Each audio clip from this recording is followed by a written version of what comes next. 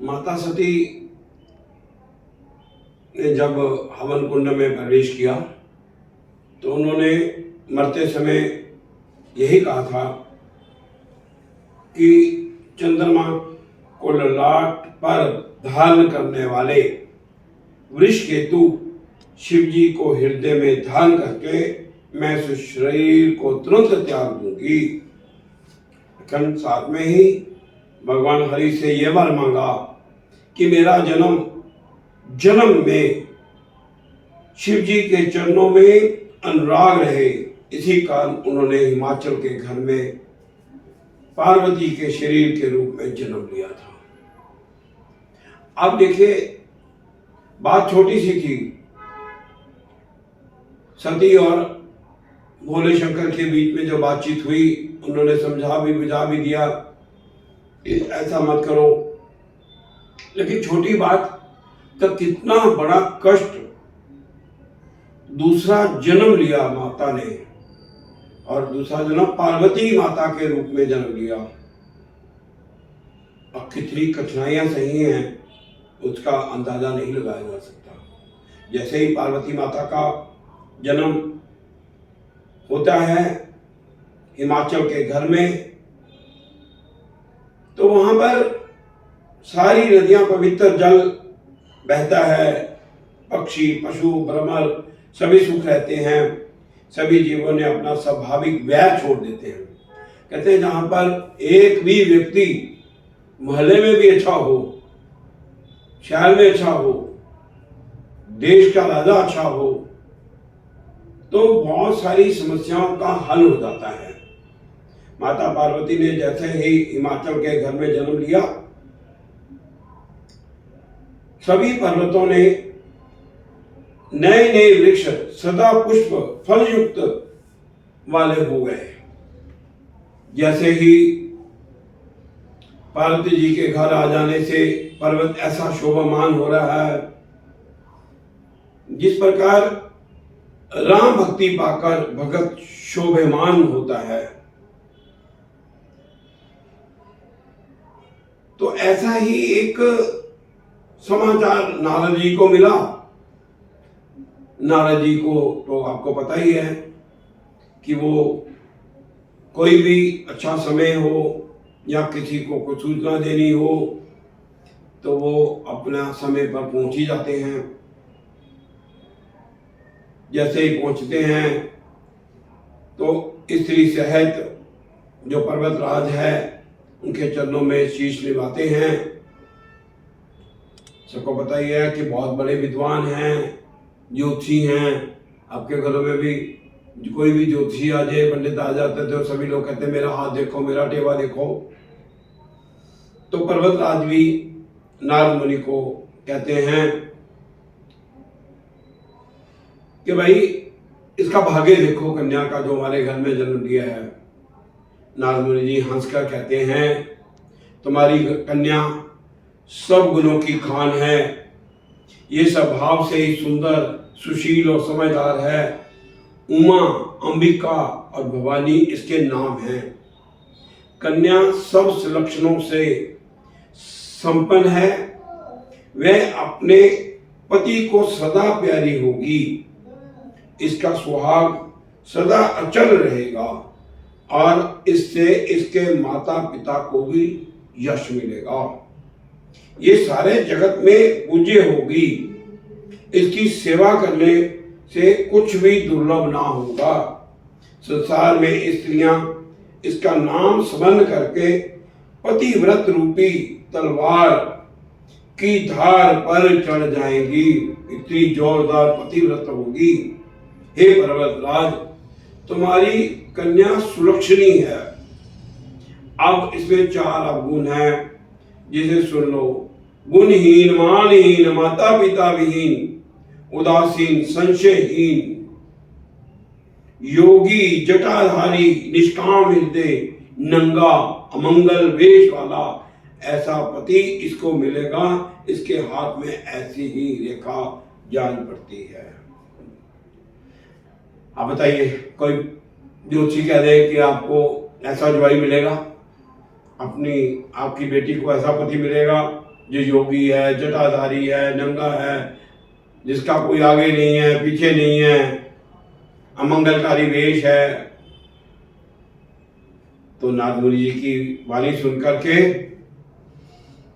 माता पिता के हृदय में सत्य जानकर पति पत्नी को बहुत दुख होता है। पार्वती जी बहुत प्रसन्न हुई। नारद जी भी इस रहस्य को नहीं जाना, क्योंकि सबकी बाहरी दशा एक सी होने पर भी भीतरी समझ भिन्न भिन्न थी।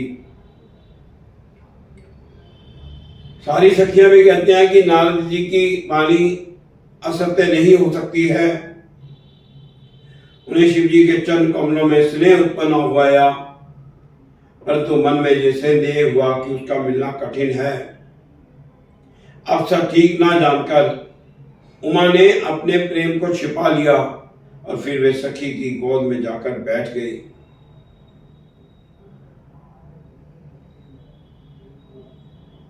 तो नारद जी से पर्वतराज जी ने उपाय मांगा। उपाय क्या है? मुनिराज जी ने कहा, हे मन सुनो, विधाता ने ललाट पर जो लिख दिया है उसको देवता दानव, कौन? देवता दानव नाग मुनि कोई भी नहीं मिटा सकते। उमा को वर तो निस्संदेह वैसा ही मिलेगा जैसा मैंने तुम्हारे सामने वर्णन किया है, परंतु मैंने वर के जो दोष बतलाए हैं वो दोष ये नहीं है कि आम आदमी में होते हैं। और नारद मुनि जी कहते हैं ये सभी दोष मेरे अनुमान से शिव जी में हैं। यदि शिव जी के साथ विवाह हो जाए तो दोषों को भी सब लोग गुणों के समान कहेंगे। आप देखो, विष्णु भगवान जी शेषनाग पर शैया करते हैं, सोते हैं। जो भी पंडित लोग उनको कोई दोष नहीं लगाते। सूर्य और अग्निदेव अच्छे बुरे सभी रसों का भक्षण करते हैं। जैसे आप हवन यज्ञ करते हो, स्वाहा स्वाहा स्वाहा, सूर्य देव जी को भी अर्घ देते हो, कैसे मन से देते हो, उनको ये सब कुछ भक्षण कर जाते हैं, लेकिन कोई भी उनको बुरा नहीं कहता। गंगा जी में शुभ और अशुभ सभी जल रहता है, पर कोई उन्हें अपवित्र नहीं कहता। सूर्य अग्नि और गंगा की भांति समर्थ को कोई दोष नहीं लगता। हाँ, कुछ मूर्ख लोग होते हैं जो ज्ञान के अभिमान में इस प्रकार होड़ करते हैं, तो वे कल्प भर के लिए नरक में पड़ते हैं। भला कहीं जीव भी ईश्वर के समान हो सकता है? आप देखिए, गंगा जल से भी बनाई हुई मदिरा को जानकर संत लोग कभी उसका पान नहीं करते हैं। कोई कह दे ये गंगा जल से मदिरा को बनाया गया है, क्या कोई संत उसका मदिरा पान करता है? पर वही गंगा जी में मिल जाए, वो जो मदिरा है अगर गंगा जी में मिल जाए, जैसे पवित्र हो जाती है, ईश्वर और जीव में भी ऐसा ही भेद है। मतलब जो जीव है वो ईश्वर के साथ मिल जाएगा तो पवित्र हो जाएगा। जैसे मदिरा गंगा में मिल गई तो वो पवित्र हो गई। शिव जी सहज ही समर्थ हैं, क्योंकि वे भगवान हैं, इसलिए इस विवाह से सब प्रकार का कल्याण होगा। परंतु महादेव जी की आराधना तो करनी पड़ेगी, बड़ी कठिन आराधना है, लेकिन वो संतुष्ट बहुत जल्दी हो जाते हैं। तो शिव जी को वर देने वाले, शरणागतों के दुखों का नाश करने वाले, कृपा के समुद्र, सेवकों के मन को प्रसन्न करने वाले हैं। शिव जी की आराधना किए बिना करोड़ों योग और जप करने पर भी वांछित फल नहीं मिलता है। हे पर्वतराज, तुम संदेह का त्याग कर दो, अब ये कल्याण ही होगा। जो धर वर कुल होई अनुपा, करे विवाह सुत अनुरूपा, नाता कन्या बरु रहु कुंवारी, कंत उमा मम प्राण प्यारी। ब्रह्मलोक को तो चले गए नारद मुनि जी, और पति को क्या कहती है पत्नी मैना, हे नाथ, मैंने मुनि के वचनों को अर्थ नहीं समझा। जो हमारी कन्या के अनुकूल घर वर कुल उत्तम हो तो विवाह कीजिए, नहीं तो लड़की चाहे कुमारी ही रहे। मैं अयोग्य वर के साथ उसका विवाह नहीं करना चाहती, क्योंकि हे स्वाभिमान, पार्वती मुझको प्राणों के समान प्यारी है। किस माँ को अपनी पुत्री प्यारी नहीं होती है? इसीलिए मैना माता ने कहा कि मैं कभी विवाह नहीं करूंगी उनके साथ जो वर मुझे ऐसा नहीं मिलेगा। यदि पार्वती के योग्य वर ना मिला तो सब लोग कहेंगे कि पर्वत स्वभाव से ही जड़ होते हैं। तो प्रिय सोच परिहरु सब, सुमर्यो श्री भगवान, पार्वती निर्मेव जही सोई करे कल्याण। हे प्रिय, सब सोच छोड़कर श्री भगवान का स्मरण करो। जिन्होंने पार्वती को रचा है वे ही कल्याण करेंगे। अब यदि तुम्हें कन्या पर प्रेम है तो जाकर उसे ये शिक्षा दो कि वह वैसा तप करे जिससे शिव जी मिल जाएं। नारद जी कह के गए हैं कि ये सब गुण शिव जी में है, तो शिव जी मिलेंगे कैसे? जप तप से मिलेंगे, दूसरे उपाय से क्लेश नहीं मिलेगा। नारद जी के वचन रहस्य में युक्त और सकारण है, और शिव जी समस्त सुंदर गुणों के भंडार हैं। ये विचार कर तुम संदेह को छोड़ दो, शिव जी सभी तरह से निष्कलंक हैं। अब माता ने पति की बात सुनी और मैना उठकर अपनी बेटी पार्वती जी के पास गई। पार्वती जी को देखकर उनकी आंखों में आंसू भर आए, उसे स्नेह के साथ गोद में बिठा लेती है। प्रेम से मैना का गला हराया, कुछ कहा नहीं जाता। जग जननी भवानी जी तो सर्वज्ञ ठहरी, वो तो बात सुनकर समझ गई, माता के मन की दशा को जान लिया। वे माता को सुख देने वाली कोमल वाणी से बोली, क्या बोली? सुने माता में दीख रस, सपन सुनमायो तो ही सुंदर गौर सु बरी परवर, अस उपदेशो मोहि। मां सुन, मैं तुझे सुनाती हूं।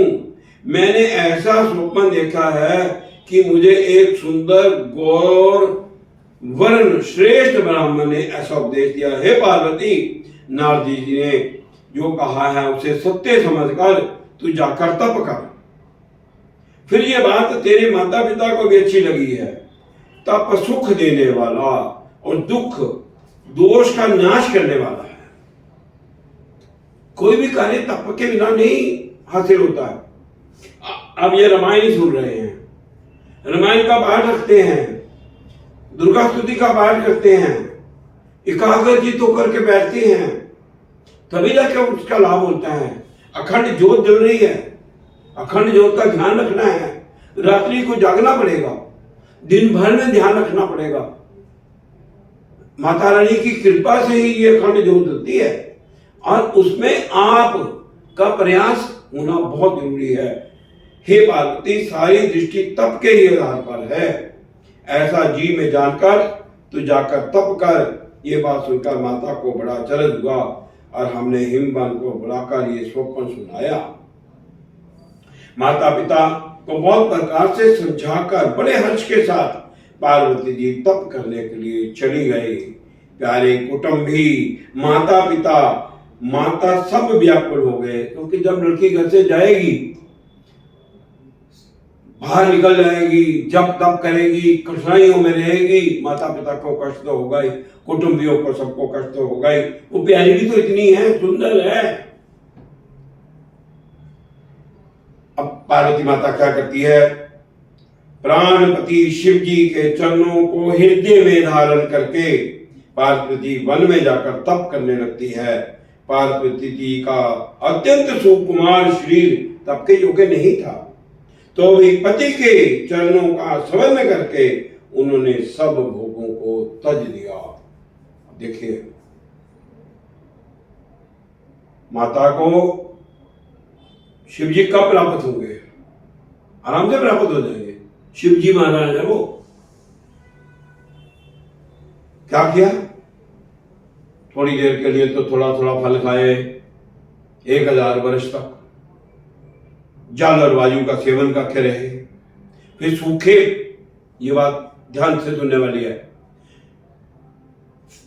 जल और वायु का भोजन करने के पश्चात फिर सूखे पर्ण मतलब पत्ते भी छोड़ दिए। तभी पार्वती का नाम अर्पणा हुआ। तप से उमा का शरीर क्षीण देकर आकाश से गंभीर ब्रह्मवाणी हुई, हे पर्वत राजकुमारी, सुन तेरा मनोरथ सफल हुआ। तू अब सारे असह्य क्लेशों को त्याग दे। अब तुझे शिवजी मिलेंगे ही मिलेंगे, क्योंकि जब तक हो गया। अर्पणा कहलाई हो। हे भवानी, धीर मुनि ज्ञानी बहुत हुए हैं, पर ऐसा कठोर तप किसी ने नहीं किया। अब तू इस श्रेष्ठ ब्रह्मा की वाणी को श्रद्धा सत्य और निरंतर पवित्र जानकर अपने हृदय में धारण कर। जब तेरे पिता बुलाने को आवे तब हठ जोड़कर घर चली जाना, और जब तुम्हें सप्त ऋषि मिलेंगे उस वाणी को ठीक समझना। ओम नमः शिवाय, हरि ओम नमः शिवाय, हरि ओम नमः शिवाय, हरि ओम नमः शिवाय। बोलो पार्वती माता की जय हो।